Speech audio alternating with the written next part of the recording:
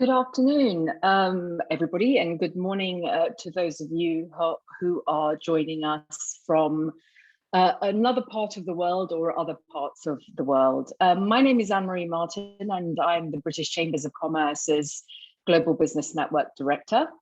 My role today is to take us through our packed program, and we will hopefully have a bit of time for questions at the end of the session, just before our headline keynote, His Excellency, the President of Costa Rica.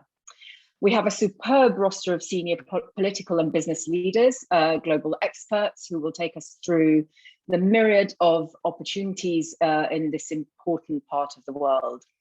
For those of you who do not know who we are one of the top business representative organizations in the UK. We represent and campaign for business. Our roots are local, but our reach is increasingly more and more global. We are proud of our growing international agenda. We are connecting through that 74 and continuing to grow British Chambers of Commerce located literally across every continent of the world, with that highly regarded, vibrant network of 53 accredited Chambers of Commerce, which are also located across every hub, a business hub and region of the United Kingdom. Together, they come together to drive trade, investment, and business between their respective members. Today's event will be recorded, just so you all know, and you'll also be able to listen back on our YouTube channel, so do look out for that. Please don't forget to submit your questions via the Q&A function. I'll do my best to manage those for you, but it will be time permitting. We do have a very packed agenda. So now I'm delighted to welcome each of our first group of keynote speakers to make their opening remarks. We'd like to start, please, with Julio Lozano, who served as president of the British Chamber of Commerce in Costa Rica since 2019 and was one of the original founding members of the chamber. That may not be a fact that's particularly well known. In his day job, Julio is vice president of global operations at Vitec Product Solutions, which is a leading global provider of premium branded hardware products and software solutions to the growing content creation market.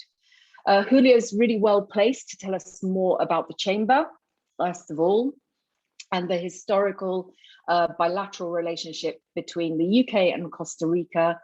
And as a representative of a UK or a British business operating in Costa Rica, he'll also, I'm sure, share his experiences in that regard with us. So Julio, over to you. Thank you. Mr. Neil Dempsey, Mr. Jorge Sakira, Mr. Reinhold Grobner, Mr. Spencer Mahoney, Her Majesty's Deputy Commissioner for Latin America and the Caribbean, dear Baroness Hooper, Prime Minister's Trade Envoy for Costa Rica, Mr. Andres Valenciano, Minister of Foreign Trade of Costa Rica. Thank you, Anne-Marie, for the kind introduction and for hosting today's event. Thanks for the British Chambers and its members and many of the businesses present today. Good afternoon and welcome. On behalf of the British Chamber of Commerce in Costa Rica, our board of directors and members, we are delighted in organizing this webinar with our partners, the Department for International Trade and British Chambers of Commerce Global Network. One of the main outcomes of Costa Rica's trade policy has been the reinforcements for trade and investment flow with the G7 countries such as the United Kingdom in order to increase growth and prosperity for our nation. As an upper middle income country with many challenges, Costa Rica offers political stability and business-friendly environment and a high quality educated and trained workforce with competitive skills. As Vice President for Global Operations of Vitec Production Solutions, I can attest to the fact that Costa Rica boosts a highly skilled and talented labor force that is committed to increasing productivity and adding value to their line of businesses. Similarly, our British Chamber companies have expressed their satisfaction with operating in Costa Rica across the diverse range of core businesses such as IT, medical devices, advanced manufacturing, shared service centers, and others. Costa Rica has one of the highest per capita incomes in Central America and is the greenest economy in the region. Recently has become an OECD member. Costa Rica and Britain have always had a significant bilateral relationship created on freedom, democracy, human rights, but it also has been on trade and investment, recently covered by the UK and Central American Association Agreement.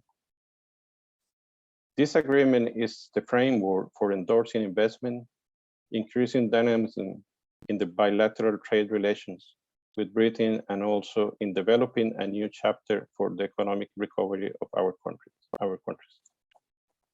At BritCham, we are eager to assist the British companies and to give them the support we can for establishing in Costa Rica. Our biggest ambition is to contribute with the UK businesses who are expanding operations to Latin America and introducing Costa Rica as their destination. We look forward to continuing working closely with the British companies and DIT to reap the benefits of the agreement and make our countries more prosperous and more competitive than ever. To all the business representatives present today, you should see Costa Rica as a huge opportunity for your success. Thank you very much and have a good webinar. Thank you. Thank you so much, Julio. And now we move to Spencer Mahoney, who is Her Majesty's Deputy Trade Commissioner for Latin America and the Caribbean, and has been so since October 2019, based in Mexico City. Lucky you, Spencer. His previous roles took him to the USA, which is actually when we first met, and before that to India. So he's what I would refer to as a hugely experienced in the area of trade and investment promotion support, particularly on behalf of the UK government. You're going to be talking to us hopefully about our bilateral relationship with that very important trade and investment region. Over to you, Spencer. Thank you, Anne-Marie, and thanks for the opportunity to join today. Just to share a little bit about who we are, Department for International Trade, hopefully UK businesses know, but our role is to help encourage UK businesses to look to grow internationally. We know that UK companies that export tend to be more competitive, they pay their staff more, and they tend to be more successful. And so our role is about getting people to look outside the UK. So this event fits really nicely with that agenda. We are really pleased with our trade relationship with Costa Rica. And I'm not going to sell you on Costa Rica, but I think, because others on this line will do that. But what's interesting is Costa Rica as a destination, not something that many people have probably heard about. In my mind, it was all about beaches, right? It's this beautiful tropical place. But actually now we see quite a few UK companies active in Costa Rica, significant number in the life sciences sector, leveraging a very stable political environment, stable growth, a relatively good place to do business, and employing several thousand people. And so if you're a business and you're looking towards Latin America, ultimately, if you're going to invest, 600 million people in the region, and a significant chunk of those will be Spanish speaking. So Costa Rica has proven to be quite an interesting location to put some operations to support that growth across the region. And for that reason, we're really delighted to support this initiative. And we have staff across the region. We have people on the ground in Costa Rica. They'll be very, very happy to talk to companies to explain a bit about the help we can provide. But essentially, our role is providing information about markets, help you understand what's happening, help you think about opportunities. Sometimes we might bring to companies, here's an opportunity. Would you like to partner? Here's a procurement need. And then to help facilitate those introductions. And that's what we do around the world. And in this part of the world, it's just the same. So we've only got a few minutes, but That's our role. We'd love to talk to UK companies about doing business in Latin America and Costa Rica in particular, where what's nice is with the chamber on the ground, there's a real network to help UK companies explore. I would just like to say one more thing, which is a thank you to the Costa Rican government. We've left the EU, and in doing that, we had to secure trade continuity deals to make sure that when we left, trade in certain parts of the world would carry on without disruption.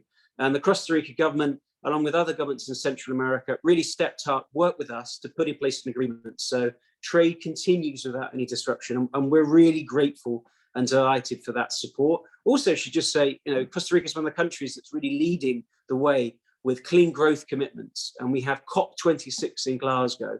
And it's been brilliant to see Costa Rica taking such a leadership position. But I'm just checking, there's anything else I should say, but I think that's basically it. Delighted to be here. Look forward to the sessions today. Love to talk to UK companies, introduce you to our team on the ground. And good luck looking at Costa Rica and the wider region. I mean, it's a big region, one where the UK does well, but we could do so much better.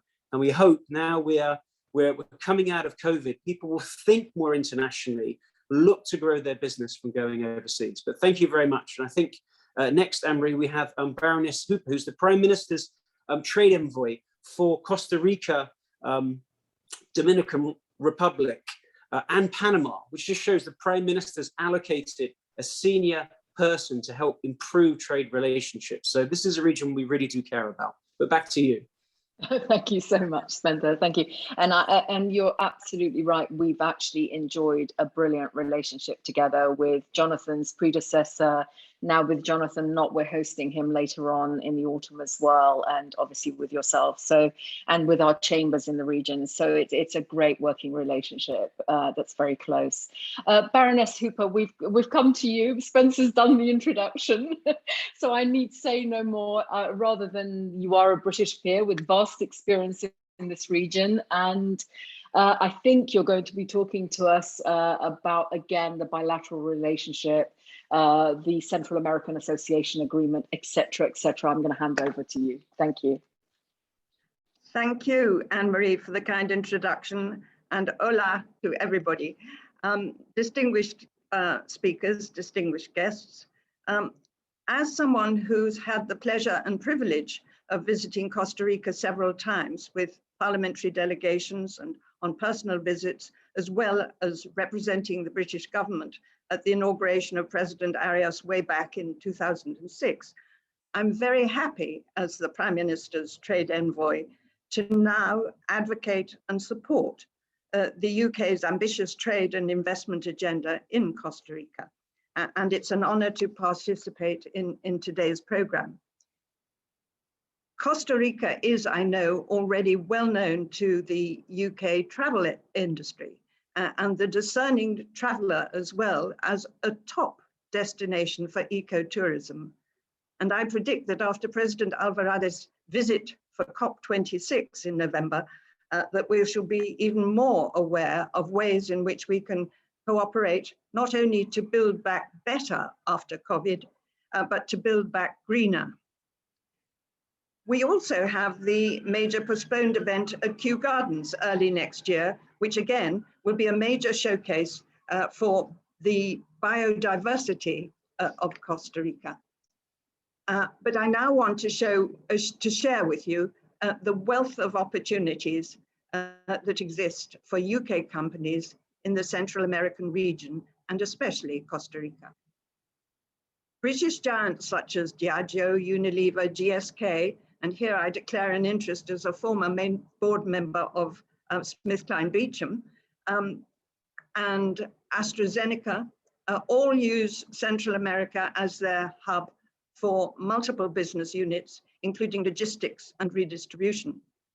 Other British multinationals with a regional footprint are JCB, Rapiscan Systems, Bywater, Polestar, Control Risks, ERM, Contractor UK, Bupa, Inspired, G4S, Agreco, and London and Regional.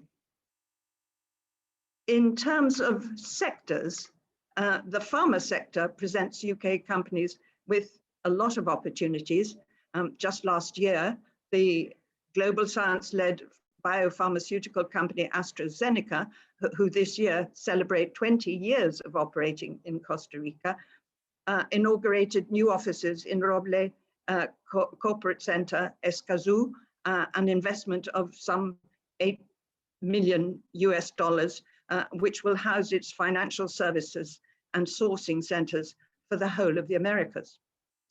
As well as this expansion, AstraZeneca announced it will be hiring for 60 jobs this year, adding to its current 260. And this is just one example of what can be achieved. The UK-led shift to clean energy also creates significant investment opportunities, such as electrical mobility initiatives and agri-tech projects. And I learned from the Central American briefing produced by the Caribbean Council today that the UK and Costa Rica companies are already collaborating to improve air quality across Central America. With the ever-increasing demand for automobiles, medicines, electronic devices, agricultural machinery, and with markets seeking sustainable infrastructure development, financial services, and clean energy projects, it's no surprise that Central America is on the radar of companies looking to invest abroad. And we have to remember in this, we have competition from the rest of the world. So we have to get on with it. A few figures to illustrate.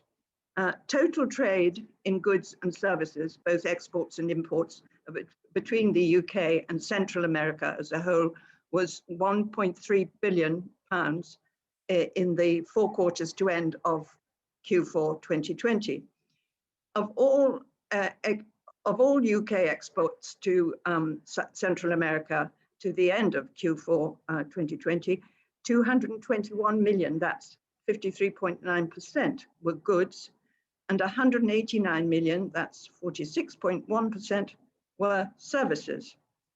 Exports of services to the Central American community increased by 14.5% during that period, and total UK imports from Central America were 853 million on an increase of 8.8%, but there's always room for improvement.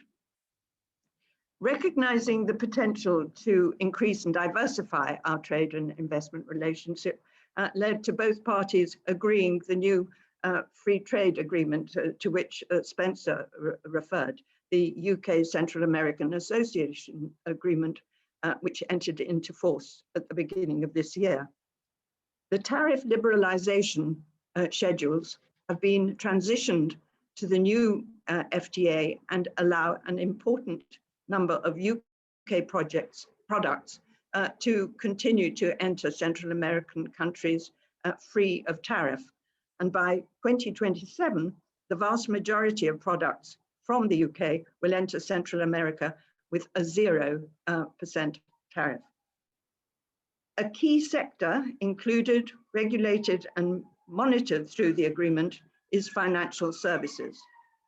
In 2019 alone, venture capital investment in fintech startups in Latin America overall came to US dollars 2.1 billion, a growth of a huge growth of I think 69% over 5 years.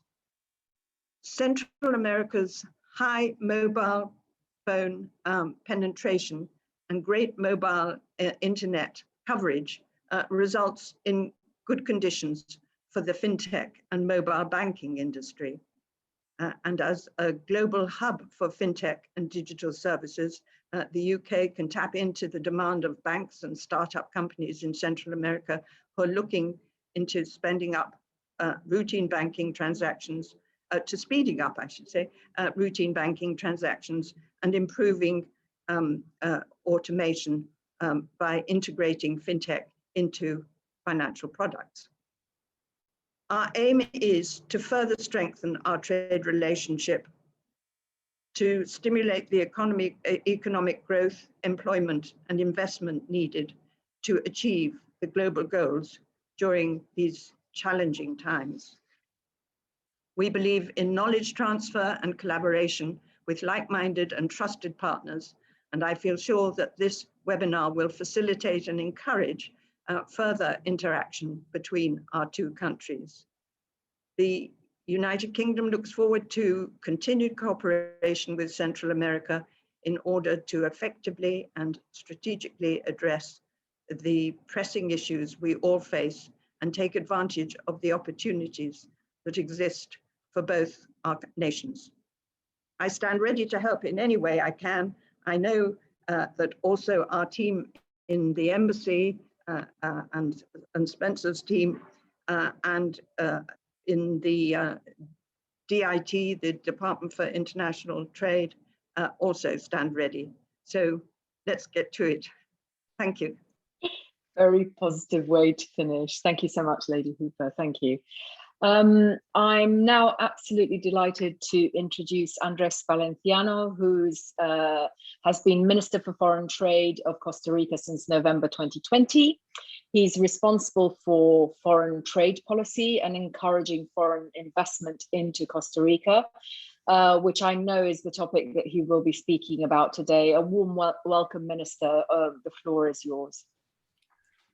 Thank you very much, Anne-Marie, and to all the people putting this together. For us, this is a great event to showcase and highlight what has been a very successful relationship now going for over 10 years, that we've had really strong commercial ties with the UK, and that we're definitely looking forward of more of that. So basically, I want to highlight a couple of points. I'm sure Jorge Sakira, who's the managing director of CINDE, will provide further details. But as you know, the relationship between our both countries has been growing throughout the years.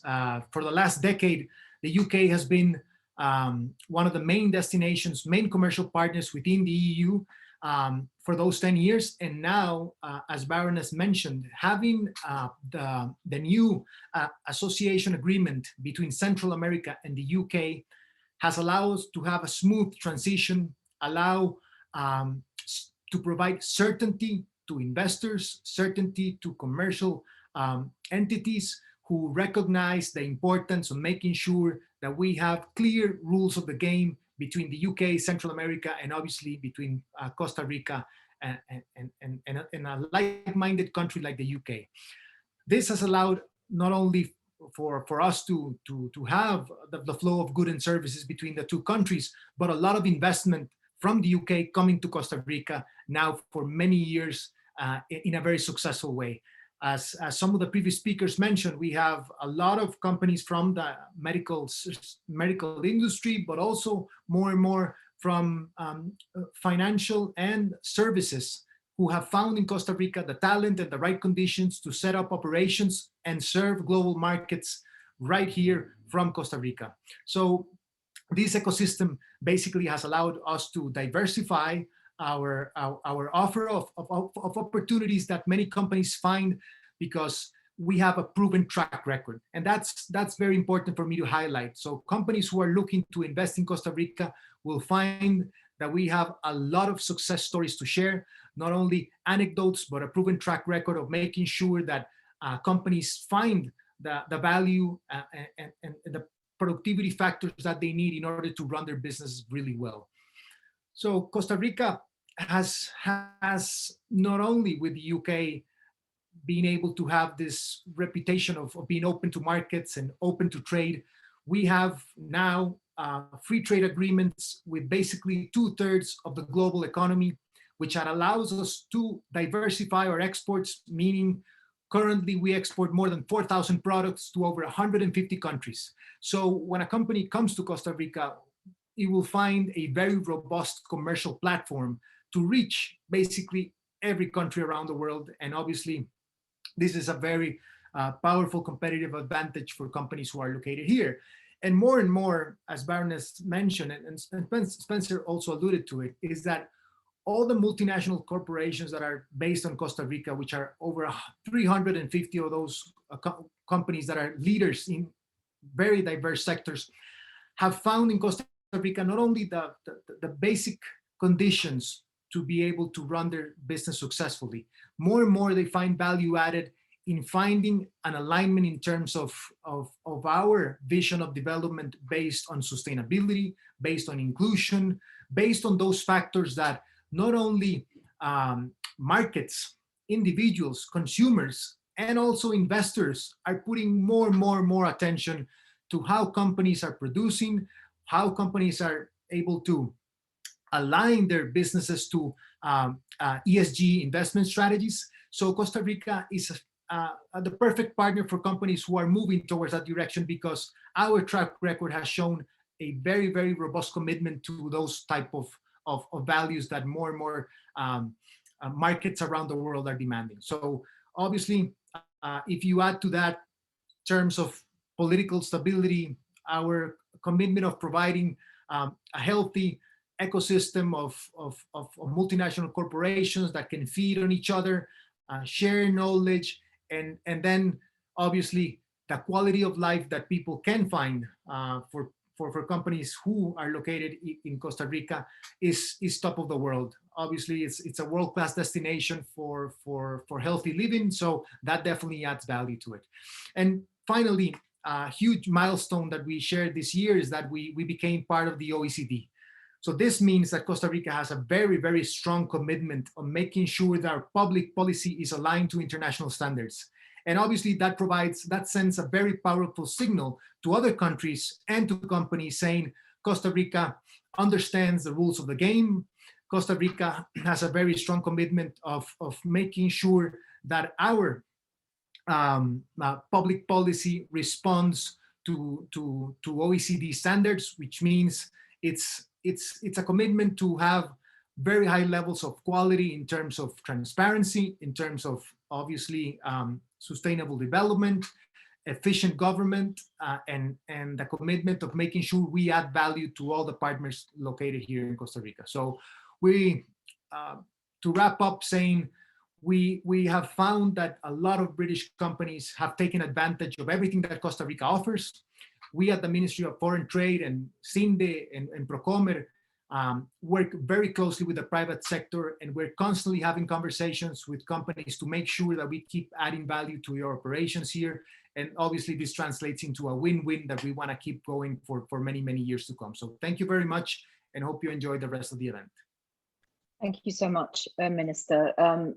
Hugely positive messages there, and actually, I think it really makes me feel very positive when I hear that the purpose agenda is beginning to sort of surpass the only profit agenda. I think there is a lot that can be learned from each other in that space, definitely around the world. So thank you so much for highlighting that. So that brings us to the end of our opening session. Thank you so much to our opening keynote speakers. I'm now pleased to move to our business sort of representative presentations, and we're going to be starting with Neil Dempsey, who is an associate director at Grant Thornton. Neil leads Grant Thornton's UK shared services and outsourcing advisory support within the business consulting practice. He'll present the fundamentals of location decisions, the value and impact, our changing way of work, which is top of most of our sort of thoughts and agendas at the moment, and how this is impacting our decisions about essentially where and how. So Neil, please start your presentation. Thank you. Thank you, Anne-Marie. Hopefully that's visible to people now. Yes, all good. Thank you. Just, I suppose, a very quick bit of introduction about myself. So my background in shared services probably started in the early 90s with my own employer. Decided to consolidate its finance functions across the UK into one place. Fortunately, that was where I was based, which was great. And I've worked in this field ever since. And I think important talking to you in this kind of role, I have had the opportunity to work as a kind of global head of shared services on behalf of a client. So if you like, I do have the experience of dealing with the advice I'd previously given when it came to managing a location. Just try to move the slides on. I think, as Anne-Marie said, I'll talk about the fundamentals of location decisions, and I think in terms of cutting across 4 themes, those basic building blocks of making a good decision, thinking about how shared services in all its forms has moved on from a pure cost agenda to much more focus on expertise and driving value for the business. Some of those factors that we've seen accelerating change probably for the last few years, but certainly in the last 12, 18 months. And then just a few observations from organizations we speak to regularly around things they felt have made a difference to them when they class their shared service center as either underperforming against expectations or outperforming expectations from when they originally started to implement. And I guess in a simple sense, we've seen location decisions, I must admit, it's one of the most illuminating parts of my job, looking at potential locations for clients around the world. But there are key elements to this, and I think before you even look at the map, those fundamental principles about what's important for the new location, whether that's cost, access to talent, access to markets, those kinds of things are really fundamental to think about.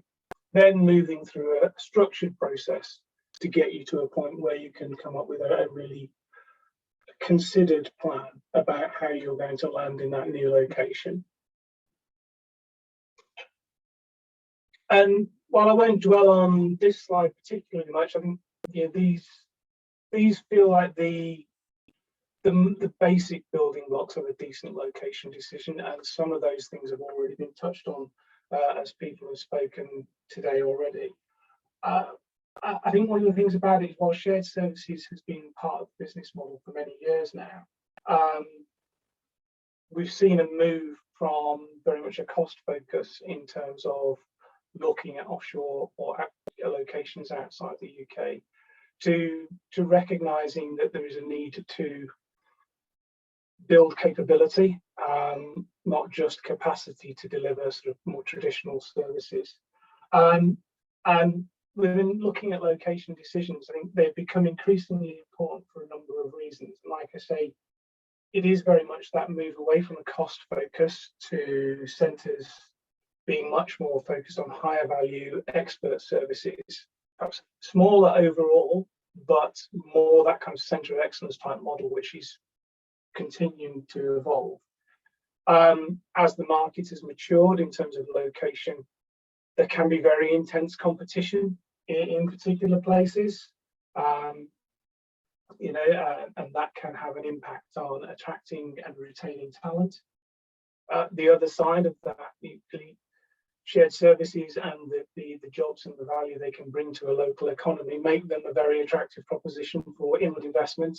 And that can be a very competitive market, which is lots of new entrants or countries, cities, locations trying to move into that market over time. And I don't think you can avoid the general fact that whether the world is going through a greater period of disruption and uncertainty now, who really knows? But if I just think across organisations I've talked to in the past couple of years, heads of shared services having their ability to deliver for the business impacted by the Arab Spring, great concerns over Brexit in the UK, for example, and obviously very pertinently in recent times, the COVID-19 pandemic. All of those things, while unpredictable, clearly, are the kinds of disruptions that heads of shared services ultimately have to manage and consider as part of the decision-making process. And like I say, just to reiterate, I think when I look at this kind of topic, getting it right is very much about a clear understanding and robust sort of challenge to your own objectives and priorities, a thorough assessment of the options, and a clear strategy for landing. And within all of that, a real recognition that there will be trade-offs. You may be able to get a low-cost location, but there will be trade-offs in terms of the business environment or access to skills. You may go to a very popular location. There will be other competition and other challenges that you need to think about. I think one of the important things to recognise in this conversation, and the title of the session is very much shared services and centres of excellence. Shared services have easily been with us for 40 plus years, and at a rough view, I think 80% of FTSE 250 companies and Fortune 500 companies have some form of shared service or centre of excellence model. That legacy gives us a bank of experience to work with, and what it shows us is that over time, the model has started to shift. What was very much let's call it a cost play in the early days. People have, I suppose, taken advantage of that, but now cost is pretty much table stakes for shared services, and there is much more of an expectation of providing higher value services, as I said, providing insights, providing new products, and supporting the business as it manages change. And what does that mean in terms of centres? For us, I think it's particularly, like I say, that shift to value. Key to that being successful is attracting and retaining the right talent. Recognising that actually wage differentials have reduced, or are decreasing. That kind of labour arbitrage is not such a significant factor as it has been in the past. And as has been touched on, I think the way we work and the way people want to interact with their working environment is evolving quite a lot. What people expect from their working environment is important. So that quality of the working environment and accessibility is increasingly important.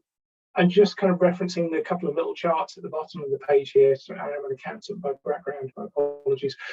We talk to kind of heads of shared services a great deal. And one of the questions we regularly ask is around what are the priorities when you're making your location decision in the first instance? And the couple of little charts at the bottom, I think, quite significant, I think, to us in that talking to organisations that have perhaps been in place close on 10 years or longer, the compared to those that have moved in the last 2 to 3 years, the importance of staff cost has reduced quite significantly. A recognition that quality as opposed to just lowest cost is an important driver of success. Similarly, if you like, the importance of the quality of accommodation has gone up quite significantly. And I guess the one that's moved most significantly is this idea of connectivity. And that's in the broadest sense. So that's everything from the local infrastructure that gets people to work every day, the mobile internet that enables people to communicate more effectively, through to, I suppose, national and international infrastructure in terms of airports and other access.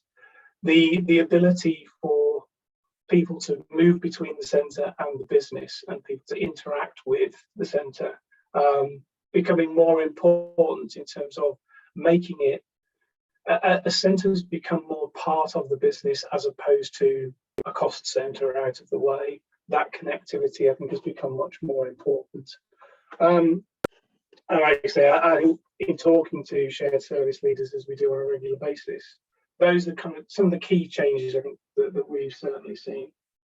And I guess in terms of thinking about location, that shift to value, what does it really mean in terms of it? Clearly, at the heart of it is a discussion around access to skills and talent.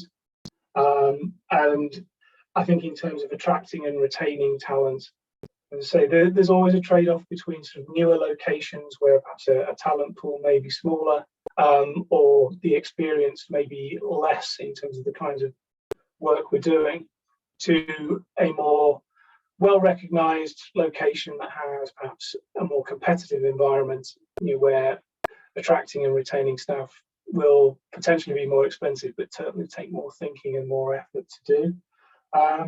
But I think some of the key areas also in terms of the types of skills, and this is important when people think about how they engage with the local sort of employment base.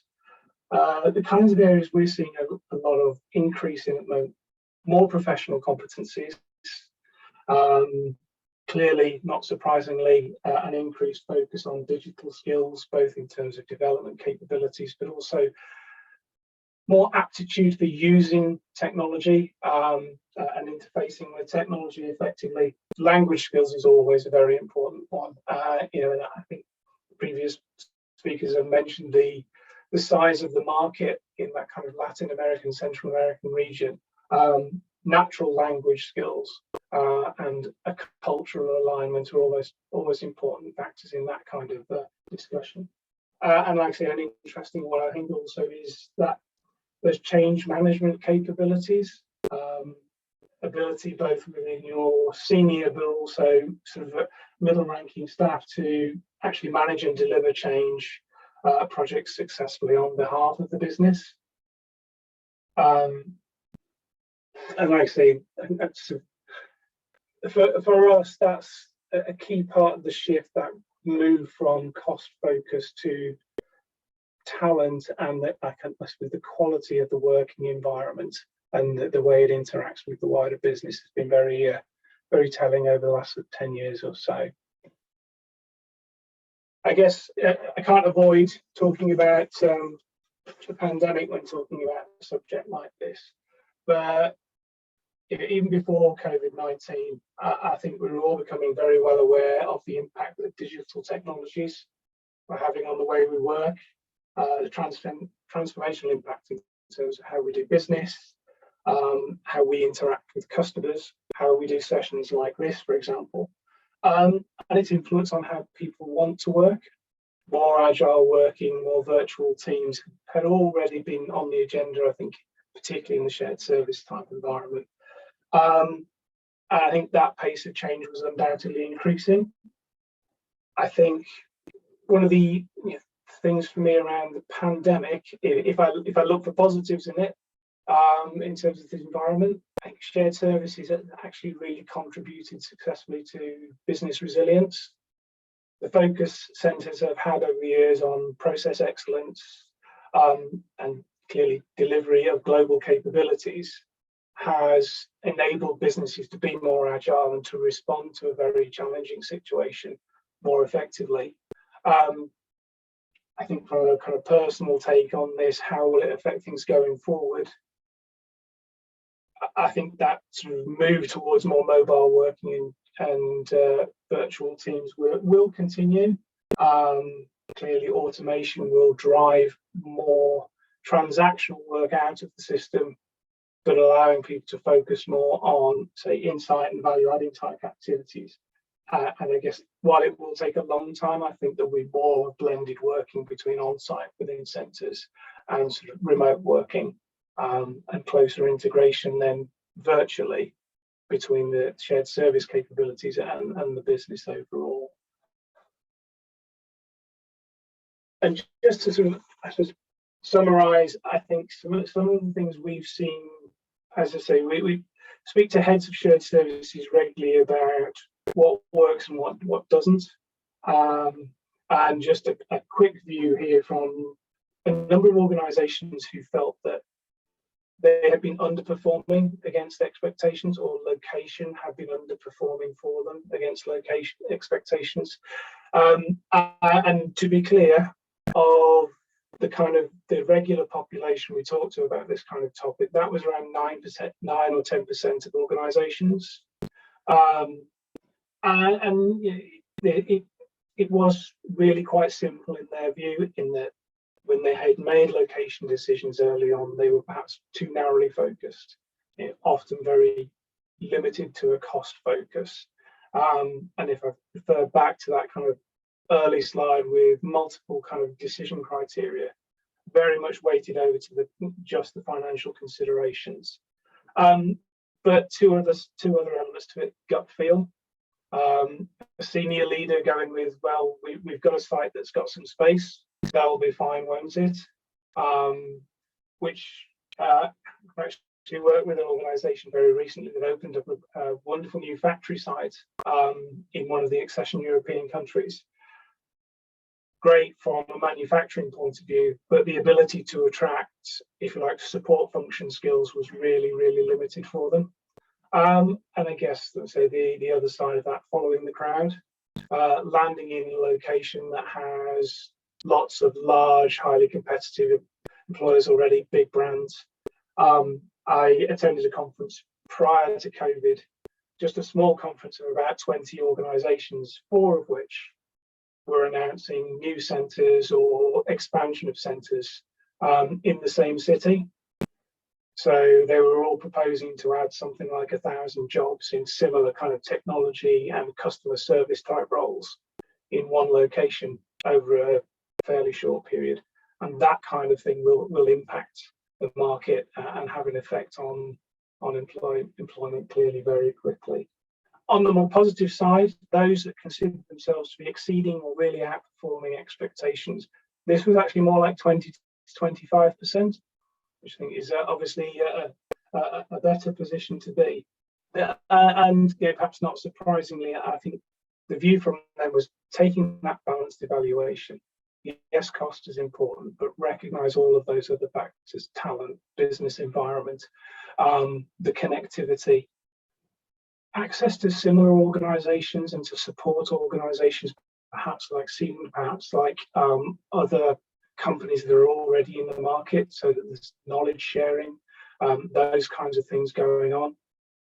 A real detailed plan of how they would engage locally, both with inward investment bodies, for example, but equally with the education sector.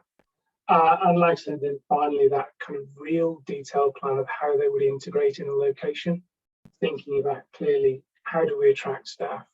What is it about our reward package, our accommodation, our development opportunities, our culture that will attract the right people? Those are the kind of factors, like I say, that people felt were really helping them to be successful in a location, as opposed to perhaps those who were either just on track, recognizing there were trade-offs, or potentially underperforming. So that's just a quick summary from me on the kind of considerations, and hopefully there's something there for people to think about. Super. Thank you so much, Neil. Thank you. That was great. I think also the whole idea, and again on a positive note, of industries sort of coming together in one hub does create an improvement overall in that particular sector, so, and competitive, making it more competitive. So there is a lot of positivity in that as well. So now I'm pleased to introduce Jorge Sakira, who is the Managing Director of the Costa Rican Investment Promotion Agency, CINDE. I'm not going to even attempt to say the full name. He will tell you all about it.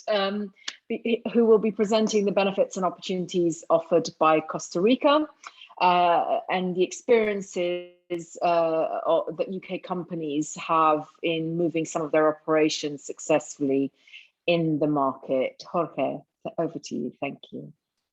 Thank you, Anne-Marie, and good afternoon to everyone in the UK and to all our friends and colleagues here in Costa Rica. Good morning. Let's see if I can get my presentation up. Let me know when you're able to see it. Yeah, all good. Okay, so Neil, I really enjoyed your presentation, and thank you for those wonderful insights. And in fact, it almost will seem as we had agreed upon some of these talking points, because as you will see, this move from a cost base into much more, value added, the importance of talent development, the importance you talked about, the overperformance, engaging locally. That's all about that's all what my presentation is about, and what Costa Rica is all about. So I think there's going to be a very good fit in what Neil presented and what I will be presented specifically about Costa Rica. So very, very briefly, just about, CINDE, the Investment Promotion Agency of Costa Rica. We have existed for almost 40 years now. We are a private, non-political and non-profit organization declared of public interest since 1984. We're a very nice success story of what a public-private partnership should be. And in fact, I think we've done things pretty well over those decades. And we have been ranked as the #1 investment promotion agency in the world by the International Trade Center in Geneva. All our services are 100% free, and we are eager and hopeful to help a lot of UK companies establish operations here in Costa Rica. So I guess this is the paradigm that companies are facing today. Should they grow at any cost or anywhere, or should they really grow at the most efficient, and let me underline this, and sustainable way? And this is really, I think what Neil was talking about what being, you're shifting to that value and not looking only at cost. And that's where Costa Rica really fits into the plan of companies that want to expand globally, they want to nearshore into the Americas markets, be it North America, which is what most companies are doing here. They're serving the North American market, but also all of the Americas, everywhere from Alaska to Tierra del Fuego in the southern tip of South America. We have companies here operating, providing, delivering products and services to all of the Americas and globally, in fact. So we believe that Costa Rica really is the right partner to reach that sustainable productivity. We don't talk about just nearshoring, we talk about nearshoring with purpose. And that's what this presentation will be all about. But let me just start here with this slide that pretty much speaks for itself. These are some of the companies that are operating in Costa Rica. Like the minister said, we have over 350 multinational companies operating in Costa Rica, delivering those products and services globally from here. 40 of those are Fortune 500 companies. And I'm sure you recognize most of these logos here. Many of them are from the UK or other European companies. Many of them are from the US. But you probably don't know what they're doing here in Costa Rica. And that's what we're going to be talking about in these 20 minutes. This is a double click, if you wish, in European companies operating here in Costa Rica. Many of them, of course, from the UK, and we'll talk about some of them. And I know that later in the presentation, Reinhold will be talking about AstraZeneca's experience here in our country. So let me just move on to maybe start here at our value prop as a country. Our value prop basically is based on 3 Ps, and I will go into each one of these in detail. The first one is planet, which is all about sustainable development. People, Neil talked about the importance today of people, of that finding and retaining that talent. That's what it's really all about, particularly obviously when we're talking about shared service centers and centers of excellence. And then prosperity, which has to do with that ecosystem of working together to deliver solutions, even collaborating amongst global competitors. Here in a small country like Costa Rica, they're working together to build a better ecosystem.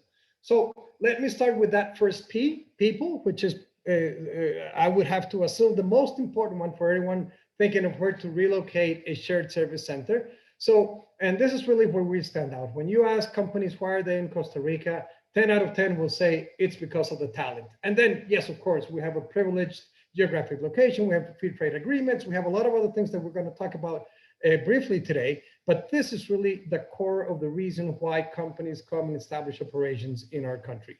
So as most of you probably know, we have no standing army since 1948. We were the first country in the world to abolish the army by constitution. And we took that money and we pumped it into education and we pumped it into health. And that's really that talent that created that talent pool that today global companies are coming here to take advantage of in the good sense, and to help the companies succeed regionally and globally. We are the oldest democracy and most stable democracy in Latin America. We are, this is one of our really key positioning points, that stability, that political, social, and economic stability that Costa Rica over the decades has been able to prove to the world. Education has been free and mandatory for both boys and girls for over 150 years now. And that really, set us apart from many other countries in the Americas, particularly in Latin America. And that's, part of the reason where we are today in terms of that social development and that talent pool that we're talking about. We invest 7.36% of our GDP in education and 9.9% in health. That investment in education is 50% more than that world average, which means we really, we put our money where our mouth is and we invest in our people from very early ages. Now, these are some of the rankings that internationally we'll talk about or we'll attest to what I just mentioned in terms of that talent pool. The number one capital workforce skills and quality of education, according to the Global Competitiveness Report from the World Economic Forum, number one in digital skills and skills for current and future workforce in Latin America, and number one in test of English as a foreign language scores.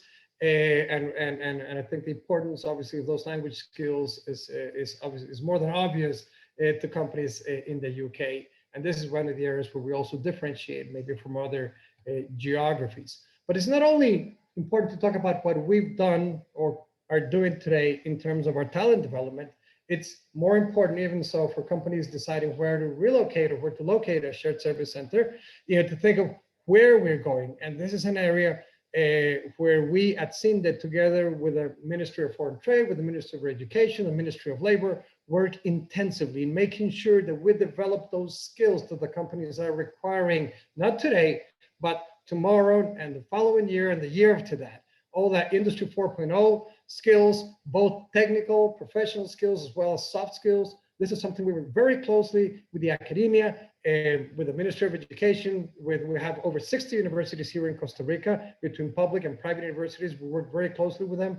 Some of them are international universities like Texas Tech University or ASU, which have, have local sites here in Costa Rica. And together with all these, with this whole academic ecosystem, we build the careers of the future, both professional and technical. And that's what's really important to understand about our efforts in terms of that talent pool development. So the second P, prosperity. This is all about that collaborative ecosystem of the companies here, and the multinational companies here in Costa Rica, working together amongst them, but also with the local suppliers, with the local companies, with the academia, with local governments, with the central government, with CINDE, with the different ministries, etc., to build this, successful ecosystem. And that's what has really allowed us, that teamwork, to completely transform our economy. And, when I make this presentation live, I usually ask people to tell me, what is the number one export product from Costa Rica? And almost always, people will say either coffee or bananas. In some cases, recently, maybe pineapples.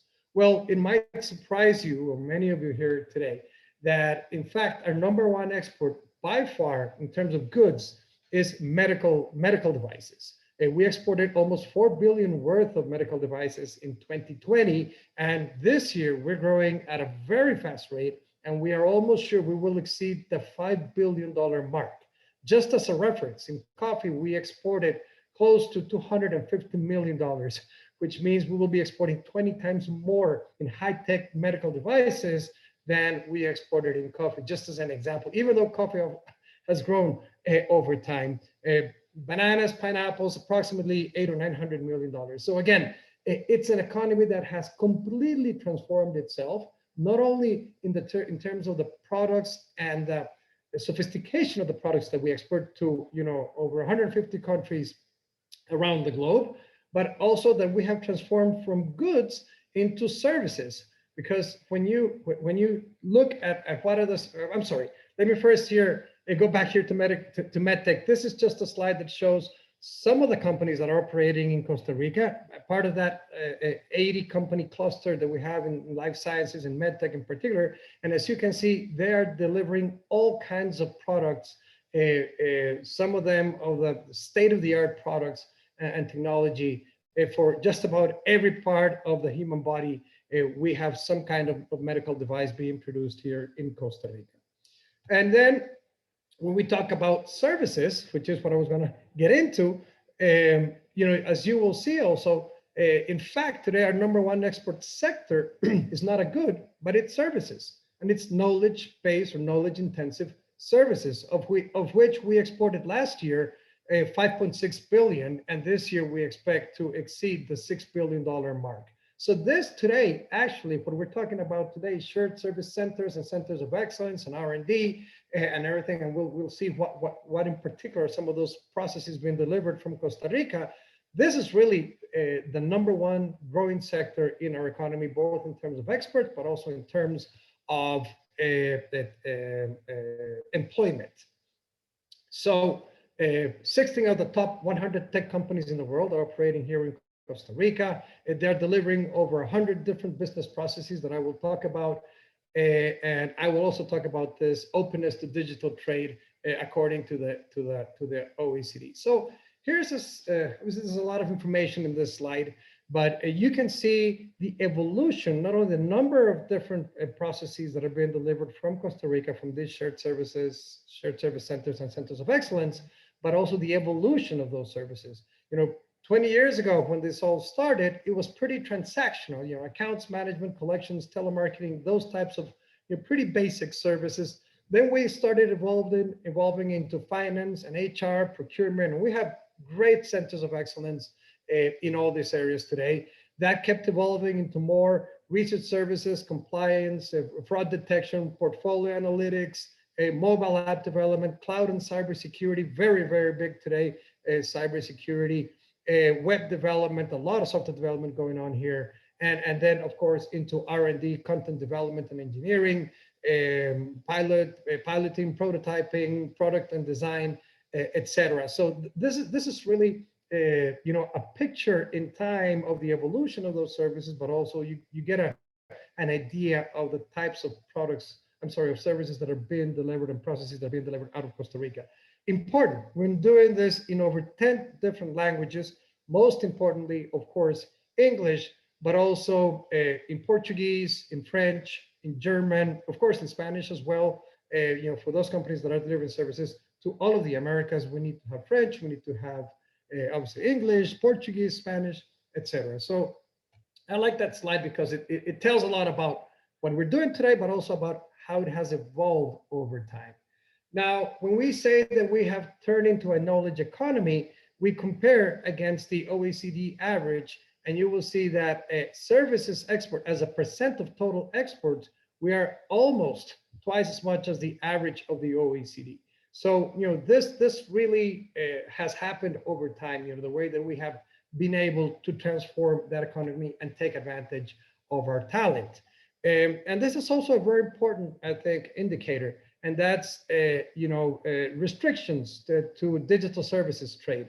As you can see also, again, compared to other OECD countries, Costa Rica scores very well here. Of course, the lower the bar here, the better the score, because it means we have less trade restrictions as compared to other countries. And this is really important for areas which are very strong in the UK, such as fintech, which has been growing very, very fast here in Costa Rica. And we would be glad to talk about that in a future webinar. So let me just use the example of a couple of UK companies that have operations here in services in Costa Rica. Acuity and Knowledge Partners, they have over 170 people here in Costa Rica delivering the service that you see on the right of that slide regarding investment banking, commercial lending, asset management, investment research. These are the types of things, and we like this example because they have over 140 investment research analysts. Again, Neil talked about the importance of shifting from cost to value. Well, that's value. This is the type of talent, of resources that you will be able to find here in Costa Rica to provide those services to your own corporation or to your customers globally out of Costa Rica. As you can see in this case, they support North America, Latin America, and Europe out of their site here in Costa Rica. Then the London Stock Exchange Group, again, I don't need to introduce them to you. They have over 115 employees. They established operations here 3 years ago, and they have the services that you see here on your right. Some of those processes are capital market analysis, evaluating pricing, governance and compliance, risk content operations. Again, these are the type of services you can expect to see being delivered out of Costa Rica. When we move towards smart manufacturing, I already talked about MedTech and how we have a cluster of over 80 companies. Well, 9 of the top 20 OEMs, global OEMs, have operations here in Costa Rica, and we have tens of international suppliers as well. And we are exporting over 1,800 different medical products to 151 destinations. One story that we love to brag about, if I may use that word, is UK company Smith & Nephew. They started operations here in Costa Rica almost 20 years ago. Today they employ over 1,800 employees. They, as you probably know, they produce, they manufacture instruments for sports medicine, surgical support, chronic wounds, etc. But they also decided in 2018 to establish a global services center. And today they have over 250 people delivering services internally. In this case, these are internal services to the corporation in HR, in regulatory compliance, payroll, financial services, and IT services, among others. So this is a really nice success story, not only because of how the company has evolved and grown and sophisticated over time, but how they also complemented that manufacturing facility and operation with a global services center. Another story that we really like to share also is the Vitek Group, and thank you, Julio, for helping organize this event today with Bridgecham. And Julio, of course, is the site manager, the country manager for the Vitek Group, a UK company. And we love this story because over the years, Vitek has been an example of that ecosystem development that I referred to previously. And over time, they have developed over 25, and Julio might correct me, but it is somewhere between 25 and 30 local suppliers that are now being able to deliver 60% of the components sourced locally. So that has allowed them to increase their competitiveness and in fact, be able to attract more and more different production lines into Costa Rica due to this ecosystem that they build around the Vitek Group. So this is a really nice success story, and we hope that they can continue growing and delivering products, very high quality products from Costa Rica. So let me move into the third P, which is planet. And I know I only have another 3 or 4 minutes. And this is really important. This is the third P of our value proposition, and one that's very, very tough for other countries, to imitate. Why? Because this is really the reflection of Costa Rica's commitment to the planet and to the environment over centuries, and most importantly, over the last 60 or 70 years. Thanks to those investments and to that commitment to the environment, today, all the electricity we produce here is 99% renewable, which means that if a UK company comes to operate in Costa Rica, they plug into our matrix and they will be 99% renewable. And in fact, you can be certified 100% renewable energy, reducing thus reducing your carbon footprint almost immediately just by operating here in Costa Rica.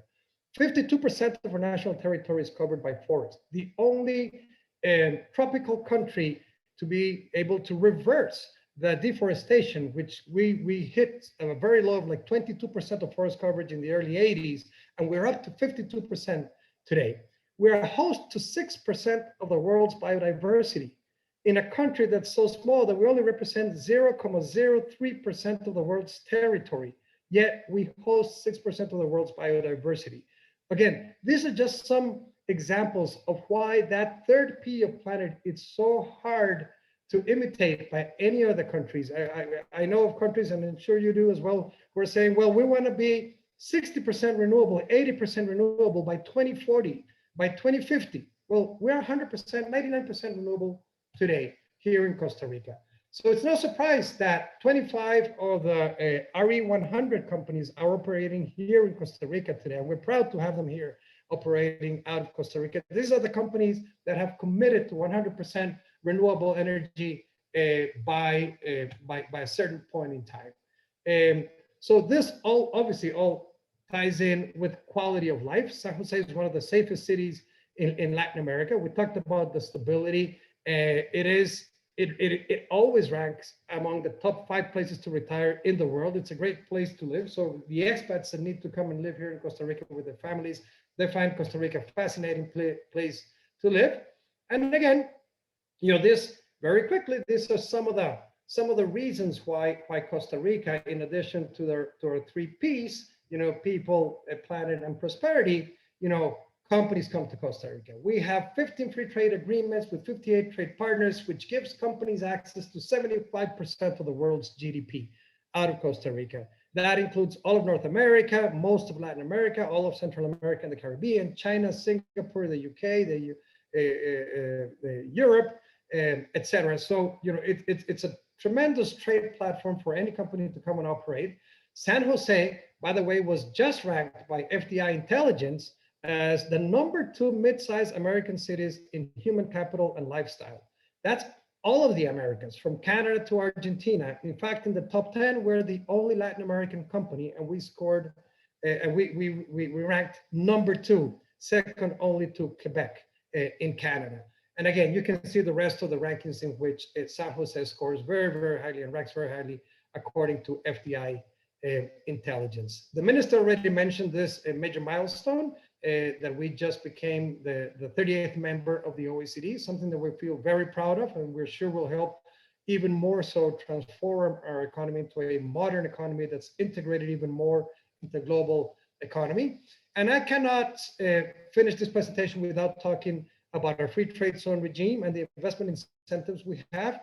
And it doesn't get any better than this. You can have up to 0% income tax. And in most of the other taxes, as you can see on the right of that slide, zero taxes on custom duties and withholding tax and interest income, etc.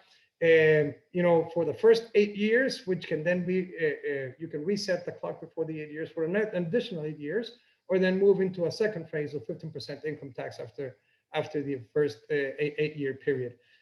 This has been reviewed by the OECD and by the World Trade Organization. So this has nothing to do with tax havens or anything like that.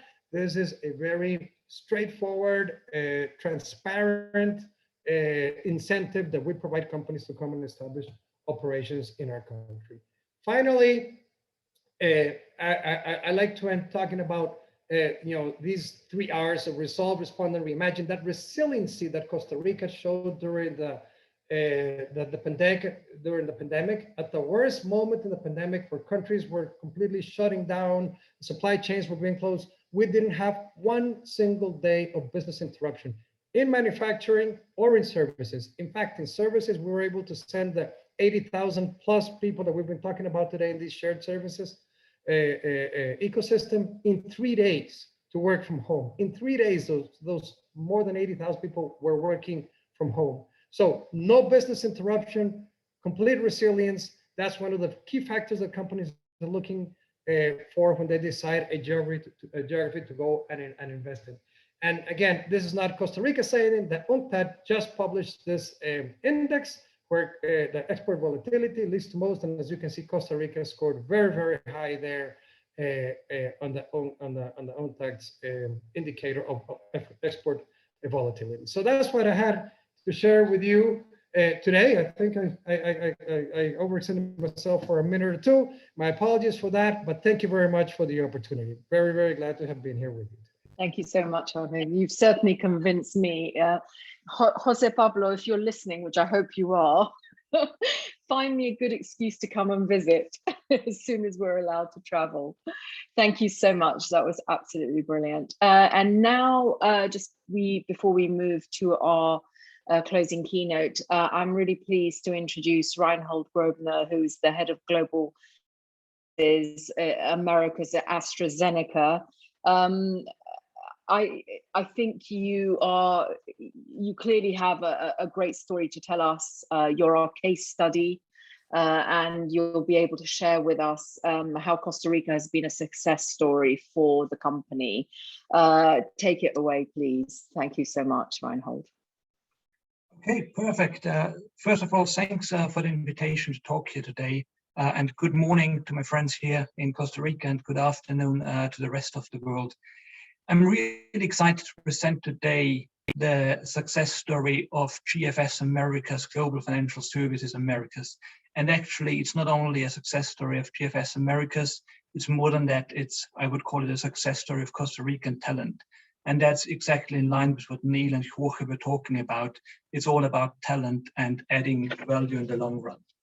So I want to talk about 3 things: who we are, what is our success so far, and what is our future. Let me run quickly through some of the slides. So first of all, you see GFS, Global Financial Services in AstraZeneca, is a truly global function with 3 main hubs in Poland, Malaysia, and Costa Rica.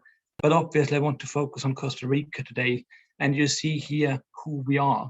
So we are Finance and Procurement Services Organization for Americas, so North America as well as Latin America. We're covering the whole breadth from commercial to science to operations and plants, as well as controlling and tax. And we are here relatively new since 4 years. We have about 150 people in the services center, plus another 100, 150 in the marketing company. And it all comes back to people and to education. It's 100% of the people are truly bilingual between English and Spanish. We have Portuguese capabilities to treat Brazil specifically. We have a very strong university background, but it's not only about these facts about languages and university degrees. It's really the growth mindset and attitude that plays in here and that made us successful. It's also a very diverse and inclusive setup. And finally, and that's very important specifically in these challenging times as today, it is a truly great place to work here in GFS Americas and in Costa Rica in general. So let me describe a bit our history and our success. I don't want to go into the details, but basically, I said we've started here 4 years ago when we've introduced the new finance operating model at AstraZeneca. So we started to implement a middle office. We've gone step by step with transitions of various markets. And I want to highlight a few things. So this year specifically, we have two key highlights. One is obviously the COVID vaccine support that we've provided to Americas out of Costa Rica.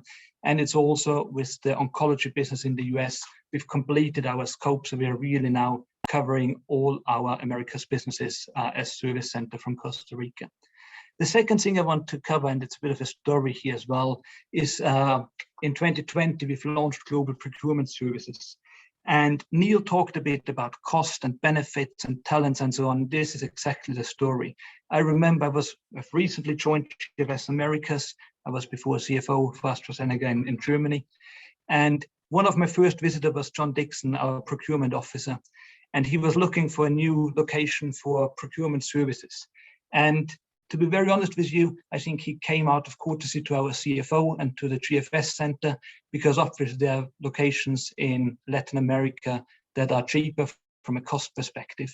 But he was looking into what is available in Costa Rica and why is it such an interesting place. And he's seen our talent here in GFS Americas. And thanks to Cindy and the team, he also saw another procurement center of another international company. And when he left after 1.5 days, he said, like, yeah, now I really understand why we have a GFS center in Costa Rica, based on the talent, on the attitude of the energy of people. This is the place where we want to have our procurement service centers. So that's just really summarizing nicely in a short story what you've heard in the last 25 to 30 minutes. Jumping on, what is the success story, how I would describe it, and how does it link to one of our key success factors, the capable teams? We typically start with a transition, which is the knowledge transfer from embedded finance to Costa Rica. And you see a few capabilities: eagerness to learn, building a relationship with embedded finance, the openness to learn, and also the commitment. There is a clear commitment and reliability in this organization. If we say we're doing something today, it's done today. If we say we do it tomorrow, it's done tomorrow, and people can rely 100% on that commitment. And this is some of the capabilities that help us in the first phase. We then move on to stabilization, which basically is delivering continuously high quality services, delivering what's expected. We are solution oriented. The team is open to change. We're talking about standardization, about a lean culture. So these are some of the capabilities that the Costa Rican talent brings to the table. And then finally, with this as a foundation, with this first two steps, we then move into growth. And I think Neil called it the shift to value. I've called it additional value. This is exactly where we start to be innovative, where we bring creativity to the table, where we also have a failure culture. We learn, we experiment, we try new things, we fix issues. And again, the eagerness to grow and learn. And this is what the team brings to the table. And this is what has made us successful here in Costa Rica. Now, where is our future? And again, it continues the line of the story you've heard in the last half an hour. Our future here is solutions beyond services. It's also beyond finance and procurement. We've put down 3 areas that we want to stand for. One is agile innovator. the other one is Insight Center, and the final one is Source of Talent. So let me start with Agile Innovator. A great example is the Headcount Guardian. Don't worry if you don't know what it is. It's basically a tool that we've created for the US because they had a business need. It was so successful that we've exported it to other countries in Americas, and now we've moved it over to global, that they've created a global tool out of it. So that's one example where we clearly go beyond services already today. Same on Insight Center, specifically also with the COVID situation, more location-free work. We've stepped up our game. We're doing more business partnering, more analytics and insights from Costa Rica, which is the next level we are already achieving. And then finally, we are the biggest finance organization in Americas. And therefore, we need to be a source of talent to our partners. And I'm very proud that in the last 12 to 18 months, we've moved more than 20 people from Costa Rica to roles in the US, in UK, and in Europe to embedded finance in the headquarters. We've had more than 50 secondments where we've supported businesses for maternity covers or projects to really drive a location-free support to the teams. So that's a bit what we are standing for. I've brought a few reinforcement feedback statements, but I don't want to go through that because we are running out of time. Perhaps the final statement here of Mark Dunier, it's actually not a statement. I thought for a CFO, it's better than having words, is having some facts. And Lady Hooper mentioned it already. Mark was the one who took the decision for Costa Rica in the first place. I've told the story how he supported the extension to global procurement services. And finally, he was signing off on the investment decision for our new office that we've opened end of last year, allowing a higher capacity and therefore more people and future growth for our Costa Rican operations. With this, I come to my last slide. I really have to say I'm privileged to lead an amazing and successful team here in Costa Rica. And my offer in alignment with Cindy, they can help us to bring that alive. If you have any doubts, any questions of what you've heard in the last 45 minutes, feel free, come and visit us anytime. Everyone who was visiting us and who was seeing live what we are doing here and the quality of the team moved back as an ambassador of Costa Rica. So very welcome anytime to visit us. Thank you. Thank you so much, Reinhold. That was great. And as I always like to say, it's all about people. So it's an amazing, it's a good thread that's come through every single presentation that we've and speech we've heard today. So thank you very much, all of you, for this last session. It now gives me great pleasure, and I do hope he's there. I can't actually see my screen, but I'm hoping Julia tells me he is there. It's a great pleasure to now welcome our special closing keynote, His Excellency Carlos Alvarado Quesada, President of the Republic of Costa Rica.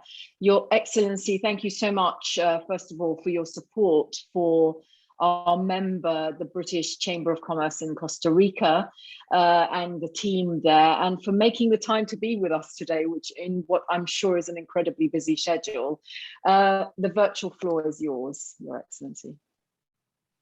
Thank you very much, Anne-Marie, and I'm delighted to have the opportunity to address this, this special group.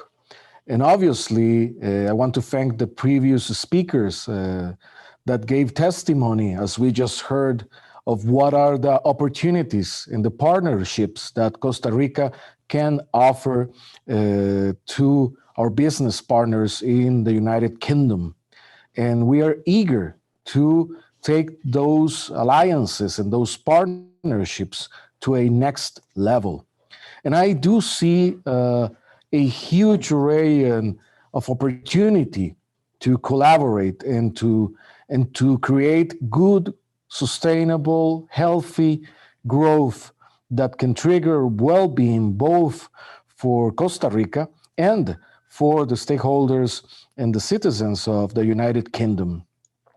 The partnership between our countries, between the United Kingdom and Costa Rica, it's perhaps not that evident, but it goes way to the past. For example, the first export of coffee that Costa Rica ever did was to London, and it happened in 1980, was it 80-50 something? And also we have a very close partnership during that period when it was not evident where the canal between the Caribbean and the Pacific was going to be built. Also, the United Kingdom used to have a embassy on the Limon port that worked there for a long period of time because of the great relation in trade that we used to have. But those factors are still there. And now it's more clear because of several conditions. Why is it that Costa Rica can be a great partner? Well, there are certain things. The Economist has ranked Costa Rica between the 20 strongest democracies in the world. So we rank pretty high. Our institutions, our democratic institutions are very strong, as it is the rule of law. So that's one of our key advantages. For example, just recently, the Organization of the International Journalists declared that Costa Rica was within the 5 democracies with the highest level or degree of freedom of speech and of liberties for the international and national press. So even those seem to be easy to achieve, they are not, and they are part of a legacy that we have built for the several decades so far. Costa Rica this year is going to be 200 years old as an independent nation. And we have built those strong institutions. For example, we abolished the army and we have no armed forces whatsoever.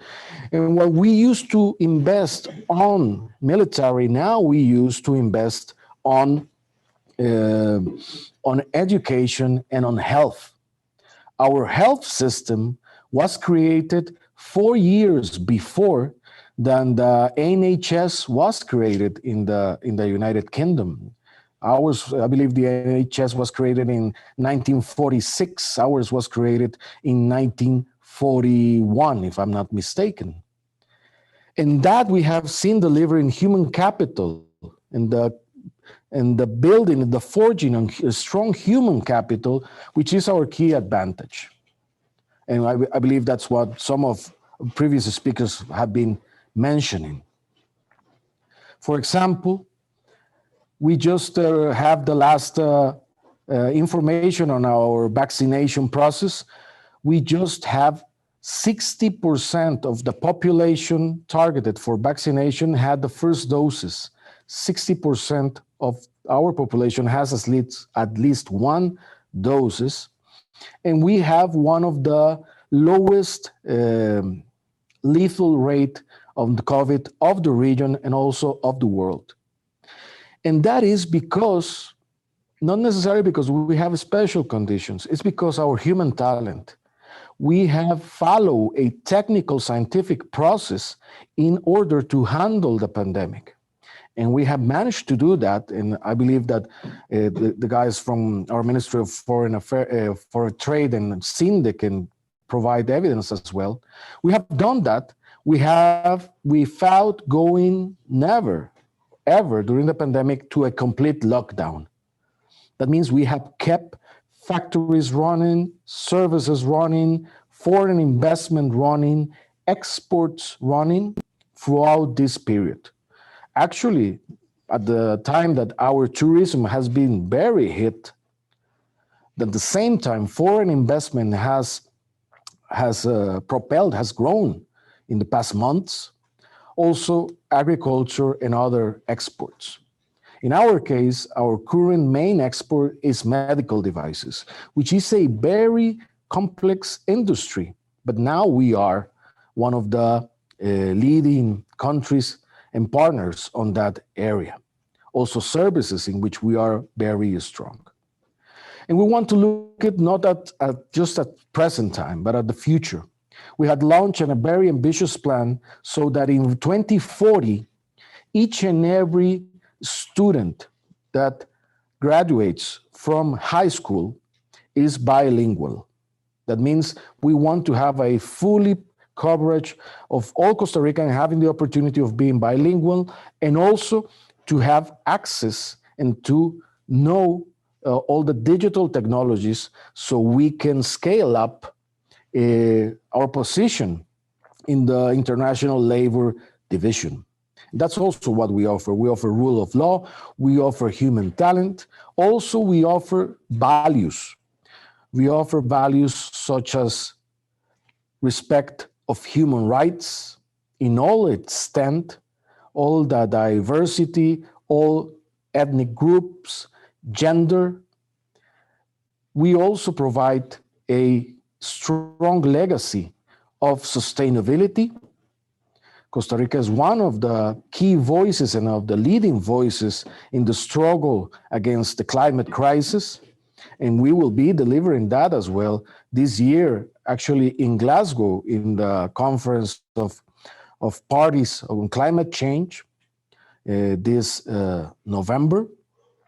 And we are leading initiatives such as the High Ambition Coalition for the conservation of many biodiversities and also in cases of the oceans. And that has been recognized by figures as Sir David Attenborough and many others that recognize our stand in matters of the climate crisis. Also, our geographical position is strategical. We are in the same time zone as the United States. We are in the middle of the Americas. That means that our connectivity to the north of the Americas and South America and the Caribbean is in a strategic position. Also, we have 14 free trade agreements that connect us with several relevant markets, including China. Also, the agreement of association between Central America and the United Kingdom, which was led actually by Costa Rica and the United Kingdom to have the agreement be a reality, particularly after the decision of the United Kingdom of Brexit.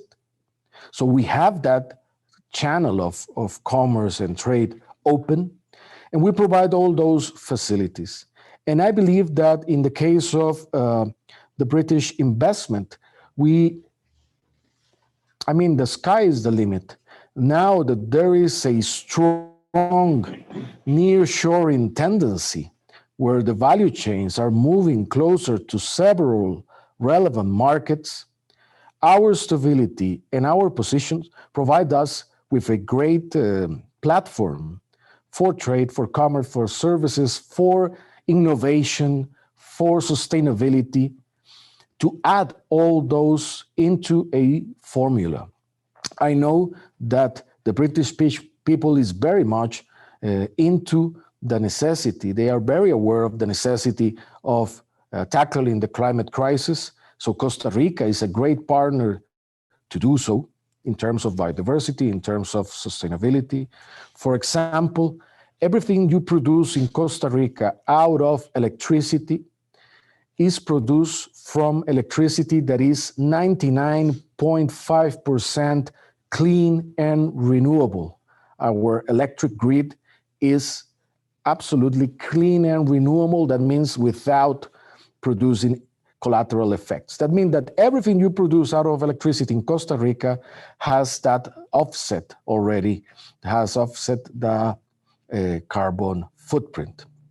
So there are many advantages to that, but my key message is that our doors are open, our partnership is there. We have a strong basis that not necessarily depends on the government itself, but on a legacy of a state and of a people that offer that. And myself, having the opportunity of studying in the United Kingdom, I know the capabilities and the vision that the British people have.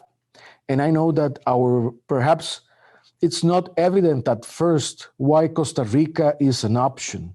But then when you get to see further the possibilities, I see a great opportunity. So our invitation is to take that opportunity and to explore it and to move forward and to know that we are ready to engage in good partnerships. which we see as long-standing partnerships. We don't see investment or trade just as flares that come and go. We see it as sustainable growth that builds jobs, builds welfare, well-being, and it's good for the parties involved. So I'm more than eager to see the prospects that can come out of this exchange. And I also want to thank all the people that have organized this occasion. And also I'm available in case you might have any comment or any question that you would like for me to go any further. So thank you very much. And you're always invited to Costa Rica. Thank you so much, Your Excellency. That was superb. And I'm definitely on the first flight as soon as I can fly. So we've already established that. So you have one guest, definitely. No, thank you very much. So all that remains for me now is to thank all of you, all of our speakers today, for your time, your expertise, and your insights. Thank you so much. And of course, to all the delegates on the webinar today as well. And just from me, a personal thanks to Jose Pablo at the British Chamber of Commerce in Costa Rica for giving us the opportunity at the British Chambers of Commerce to partner with you for this event. Please do look out for our global trade events program starting in the autumn. We always advertise on social media and on our website. And all that remains for me to do now is to wish you all a very happy summer holiday season. Take care, everyone. All the best.